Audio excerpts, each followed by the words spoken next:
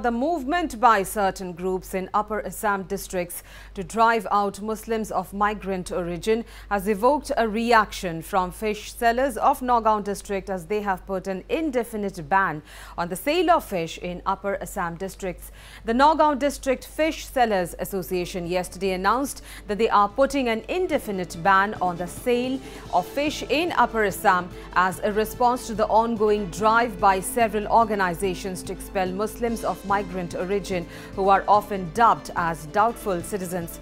Muslim fish sellers of Nagaon have made this announcement while also calling for a stop to targeting of certain people by several community-based organizations.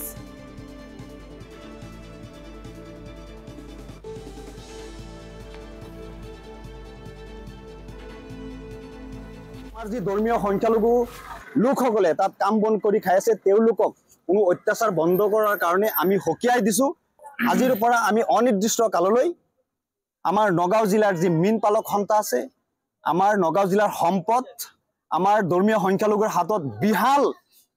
মীন যি মাছৰ ব্যৱসায় আমাৰ ধৰ্মীয় সংখ্যালঘুৰ হাতত আছে যি মাছৰ ৰপ্তানি কিন্তু উজনি অসমত এই ধৰ্মীয় সংখ্যালঘু লোকসকলে কৰে আৰু তাৰ পৰিপ্ৰেক্ষিতত কিন্তু উজনি অসমৰ লোকসকলে এই কম দামত মাছ খাবলৈ পায় গতিকে আমি আজি মীন পালক সন্থাই থিৰাং কৰিছো যে অনাগত দিনত অনিৰ্দিষ্ট কাললৈ আমি আমাৰ যি মূল্যৱান সম্পদ মাছ আমি উজনি অসমত ৰপ্তানি নকৰো আমাৰ যি Meanwhile, community-based organizations in Upper Assam have stated that the fish sale ban by Nagaon fish sellers will not affect anybody in Upper Assam as they are self-sufficient when it comes to fisheries and procuring fish from other sources. দৰকাৰ হলে আমি নিমখ ভাত খাম আমাৰ ইয়াত খাল নৈ বিল জান জুৰি কোনো মাছৰ অভাৱ নাই তেওঁলোকৰ ইউৰিয়া দিয়া মাছ নাহিলেও চলিব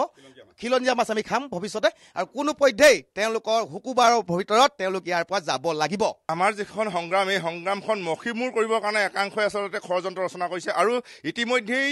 নগাঁৱৰ মৎস্য ব্যৱসায়ীসকলে যিটো চেলেঞ্জ কৰিছে যে মাছ গেলাই দিম অথচ উজনি অসমলৈ নপঠিয়াওঁ আমি উল্টাই তেওঁলোকক চেলেঞ্জ কৰিছো যে আজিৰ পৰা কাৰ্যকৰী হোৱাকৈ উজনি অসমলৈ নগাঁৱৰ মৎস্য ব্যৱসায়ীয়ে মাছ চালান দিব নোৱাৰিব আৰু তেওঁলোকে মাছ বিক্ৰী কৰিব নোৱাৰিব গতিকে আমি চেলেঞ্জ কৰিছো আৰু এনেকুৱা নহয় যে নগাঁৱৰ মাছ নাখালে উজনি অসমৰ মানুহ মৰি যাব দৰকাৰ হলে হুদা ভাত খাম দৰকাৰ হলে নিমখ ভাত খাম কাৰণ জাতিতকৈ মাছ ডাঙৰ নহয়